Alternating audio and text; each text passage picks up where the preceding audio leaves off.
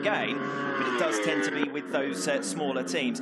Second stint here for Toprak Razgatlioglu. 2 fast laps immediately at the start of that second stint. And this is going to be a fascinating season finale. Everyone weighing in with their thoughts ahead of this final round. Yeah, even former world champion Troy Bayliss giving his thoughts on it, and he's dead right when he says it's not over till it's over, and you're going to expect to see everything that Jonathan Rea has thrown at Toprak over the course of this weekend. I was speaking to Johnny on the flight over, and he said that this is a very strange situation for him to come into the championship decider without any expectation. He obviously wants to be able to get everything he can from this weekend, but he hasn't given thought to really what it could mean to win the championship. He's just focusing on getting as many points as possible. He hasn't thought about celebrations. He hasn't thought about anything else. He's really just trying to put some pressure on Toprak, get some good results and see what happens. But certainly we do know Toprak's in the driving seat, but you don't want Jonathan Rea to be the man that's chasing you down. No, but it is an unusual situation for Rea. 6 world championships, and he's been the leader coming into the final round in all of those 6 seasons. Yeah, he's gone into that last round really with the championship not in doubt. And for Rea, this is a different situation. He also knows what it's like for Toprak, though. This is Toprak's first time in a world championship decider, and how's he going to react through it?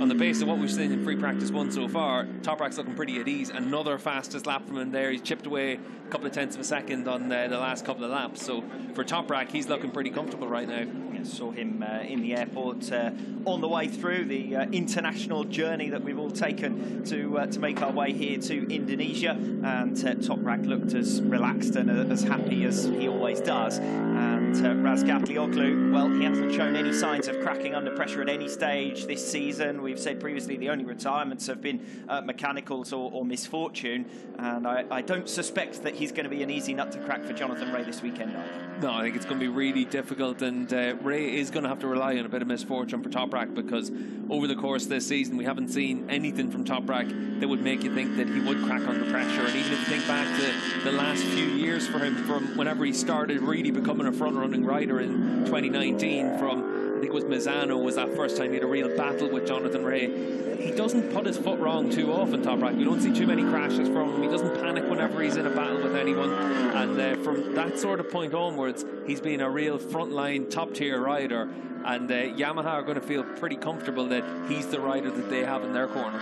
Make no mistake, Jonathan Rea is going to give it everything this weekend to try and maintain that title. You don't become a 6 times world champion without having that little bit extra when push comes to shove. That said, interesting comments in advance of this weekend where Jonathan Rea talks about not feeling the pressure to too great an extent, and Terimakasih saying much the same, that they don't feel the pressures on them, and that's because, frankly, it looks at the moment as though the championship is out of their hands. It's not mathematically in their hands. 3 wins for Jonathan Rea, and he'd still be relying on results to go his way from Toprak. So they don't feel that pressure to too great an extent, or at least that's what they're saying. Yeah, that's what they're saying, and the more you say it, the more you believe it. But I think for Jonathan, for Terimakasih, for that Team 65 on that side of the Kawasaki pit box, they're definitely going to feel that they want to just make sure that they tick all their boxes this weekend. And that's where the experience that they have of working together for so long, because that whole team has been together for 7 years, it does make it where it really is a case of it breeds that confidence that you're going to be able to maintain that form. Toprak Razgatlioglu has maintained his form throughout this 2021 campaign, and although it took him until the 3rd race of the weekend at the 3rd round of this 2021 season to take his first victory, he's had a fair number since then, and to be perfectly honest, the momentum has been with him. There's no argument against that. When Jonathan Rea has made back points on each occasion, Toprak has been able to respond, and the winningest rider, to coin the American phrase, of 2021 has been Razgatlioglu, the championship leader. Yeah, Toprak's been the top rider all the way through this season. He's been the rider to beat, and certainly he's had his bad luck, and that's what's kept the championship a little bit closer than it's been.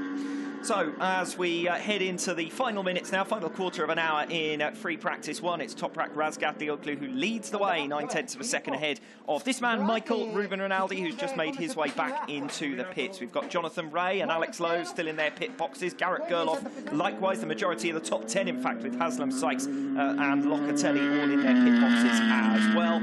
As far as the leaders are concerned, the only 2 out on the circuit at the moment, number 45, Scott Renning, currently sits in at 7th position. And this man, and Axel Bassani, who's top independent in free practice 1, top independent yet again, Bassani, 137.696. And the top independent ranking, as far as riders are concerned, is one of the things of interest over the course of this final round, because you've got Garrett Gerloff on 213 points, Axel Bassani on 199, and the momentum, frankly, has been with Bassani as he crosses the line to go third fastest in this session, the 137.186. Yeah, what's interesting again, though, is he loses 0.4 of a second to Toprak in that final sector, and in that final sector, no one's gotten closer than 0.4 to Toprak, so that is where the Yamaha's working really well at this stage. Obviously, you expect to see that change as the weekend progresses, but it is no surprise that in a section of the track where you really need to brake on the angle, that the Yamaha's just got that bit of extra performance than some of the other bikes out there. So that is where the Yamaha's really strong. We've seen it so far around this track that in the middle sectors it has been a case of the Kawasaki's and the Ducatis having a little bit of an advantage, but that can all change now in the final 10 minutes of the session. Yeah, so it's not sort of a Ducati problem in that last sector. It's more about Toprak and the way he works with his Yamaha. Yeah, everyone's going to have a bit of a Toprak problem in that final sector, and you can see for Lowe's making his way out of the pits. He's already put 11 laps under his belt, and that's good to see as well, considering the injuries that he's had over the course of the last few rounds. And hopefully for him it is a case of being back on form and back to closer to full fitness and being able to ride a little bit more uninhibited than he had been in recent rounds. Several riders, though, waiting a fair while before coming out onto track for their second stint. Jonathan Rea among them. You'd suggest that riders might perhaps have been expected to really put in as many laps as possible as far as track familiarisation was concerned. Well, I think that's why we saw some longer stints at the start of the session, riders going out doing 8 or 9 laps and then coming into the pits and making some changes to the bikes and then going out for these final 12 minutes. And you'd expect to see everyone stay out all the way through until the end of this session now. Yes, KRT leaving it late to return to the circuit, as we've been saying, but a couple of other riders also out onto track. Andrea Locatelli and Tati Mercado just completing their installation laps. Not quite sure what Michael van der Mark was waving his hand about there. We might be about to see it. Big moment there as he backshifts down in towards those ever-tightening right-handers at the end of the lap, and for Van der Mark, he's able to at least live to fight another day, and he's going to rejoin the track and still be able to set some times. The sim just coming through turn 1 down in towards 2 and 3. This is one of the tighter sections of the track, but it opens up from 3 onwards through turn 4, 5, 6. It really is opening up all the way through until we get to turn 10 at the end of the back straight. The Scott Redding's just gone across the line for a new personal best. Expect to see through the course this weekend is that Ducati have the performance to be able to get to the front. He wants to be a spoiler. As it is right now, he's 5th fastest, but you'd expect to see him find some performance as we move through the sessions today. But Ducati, they can be that spoiler if the bike works and it's in that right operating window. We've seen them so strong all the way through this season. This could be one of those tracks that really does suit it, and the reason for that is we're going to have really high track temperatures. We're at 63 degrees track temperature at this point, and it's only going to get hotter through the rest of the day. If you think back to the likes of Misano, when we had high track temperatures earlier in the season, that's when we saw the best from Michael Rubin Rinaldi. If you think back to when we saw some great performance from Bassani as well, that was with the high track temperatures. Yes, at what track temperature does the track temperature indicator start to break? Because if it's going to happen, it's going to be this weekend, isn't it? It's scorching. It's uncomfortable. Right from the moment you wake up, it's already the temperature right up there. Well, I think the humidity meter is definitely broken, because it's only saying 58, and it certainly feels a lot more than that, than 58%. But it is hot and sticky and difficult conditions for everyone here in Indonesia. And speaking to a lot of the riders about the challenges that they'll face this weekend, one of the big things is just getting your body to cool down after you've been out on track. That's why we're going to see the riders with their little paddling pools out the back of the garages, and they'll get straight into that once they finish a session.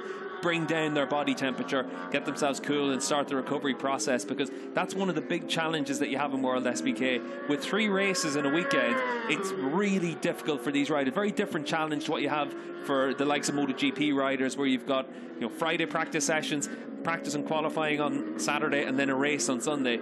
In World SBK, you're action all the way, and that was definitely one of the things that for Scott Redding, whenever he moved into superbike racing, it was one of those big challenges for him, because you have to lift yourself so much to go racing, but then you have to almost calm yourself down and then do it all again, and it's a big challenge for all the riders, particularly in conditions like this. It's proper Suzuka style with the paddling pools. I think it was one of the most startling things I saw in my first season in endurance, was everyone jumping straight into the paddling swimming pool as quickly as possible. Gives it almost a holiday atmosphere alongside the serious business of racing. So we might see a little bit of that over the course of this weekend. Looks as though Toprak's preparing himself now to go back out there. It does also mean that it's going to be physical exertion over the course of the weekend. It's a busy schedule in World SBK. Yeah, really busy schedule, and it's a busy track around here as well. You can see that there's those fast sections at the start of the lap. That's physical to try and manhandle the bike across the track and get yourself into the right positions.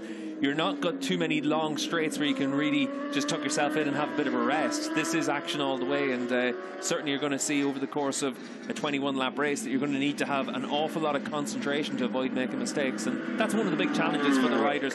Physically, they can deal with a lot because of how hard they train, and they're all prepared for that physically, but mentally as well, you can't afford to make mistakes. Well, the ones who will struggle with it the most inevitably will be the riders who've been out injured, the riders still recovering from injury. I know Chaz Davies was not fully fit by any stretch of the imagination when he went to Argentina last time out, and was struggling for race fitness as much as anything, having been off the bike clearly through that injury.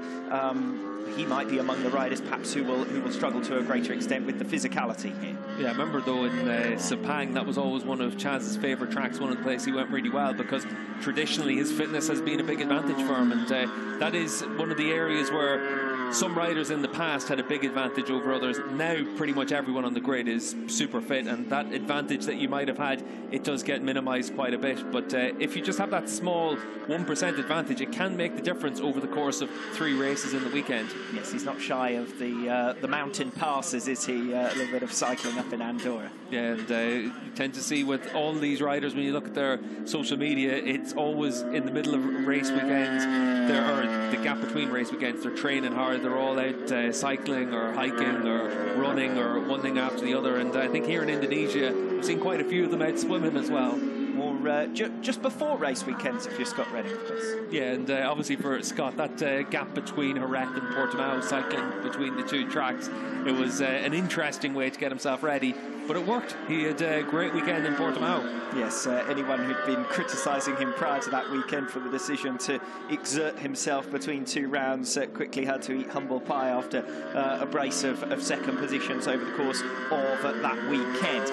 5 minutes to go, so we're into the final stretch now as far as hot laps are concerned. Toprak Razgatlioglu just getting up and running with his latest flying lap. 1 minute 36.260 at the moment is Toprak's time. That's the one to beat. Second fastest is with Alex Lowe's. The gap now has been cut to less than 0.4 of a second between Toprak and the rest. So the latest stint for the Kawasaki men going well. Isaac Viñales up in 3rd position with a 1:37 flat, and then Axel Bassani, Michael Ruben Rinaldi, Scott Redding and Jonathan Ray, your top 7. Yeah, what's interesting in the last couple of laps is that we've seen a lot of riders make that step in the final sector as well. Those only a 1/10 of a second slower than Toprak in that final sector. Now, Isaac Viñales very impressive in his lap as well to move within a second of Toprak's times. Toprak 0.3 of a second faster than he's been before through that first sector. It is blinding his pace. Yeah, and Toprak willing to push on now, and you'd imagine he's out there on a fresh soft tyre and that rear, and he's just trying to use it now to get a little bit of knowledge about what to expect when you put in that fresh rubber on these final laps of the session. We did see Tom Sykes had a crash down at turn 6 as well. Looks like he's been able to rejoin and hopefully able to get himself back to the pits. Toprak Razgatlioglu, another 0.3 of a second he's found over the course of the 2 latest sectors. So 2/3 of a second now almost up after 3 completed sectors. This is going to be a blinding effort from Toprak Razgatlioglu with 4 minutes to go. Alex Lowe's at the moment is second fastest. He's going to cut the gap to Razgatlioglu at the top of the timing order, but it's not going to be for long. There goes Toprak's lap, a 1 minute 35.407. That is a stunning effort from Razgatlioglu. More than a second faster than anyone else has been, once again in free practice 1. Yeah, I said at the start of the show that we might get down into the 34s. It looks like if anyone's it's only going to be Toprak, but he still needs to find another 0.4 of a second. But some riders are finding some pace. You can see that Leon Haslam with a good opening sector there for him to try and give himself a chance to try and improve on his fastest time. He's down in 12 fastest at the moment. You're just making sure that Toprak's given a stretch target. That's standard practice, and it's all absolutely fine, but he's pushing towards it. Another fast first sector from Razgatlioglu with 3.5 minutes to go in FP1. Yeah, really laying down a marker to everyone else, and Toprak very impressive with how quickly he's been able to get up to speed. We saw this earlier in the season in Most as well, a brand new track, and really in those opening couple of laps he was able to learn the track very quickly. Looks like it's been the same here.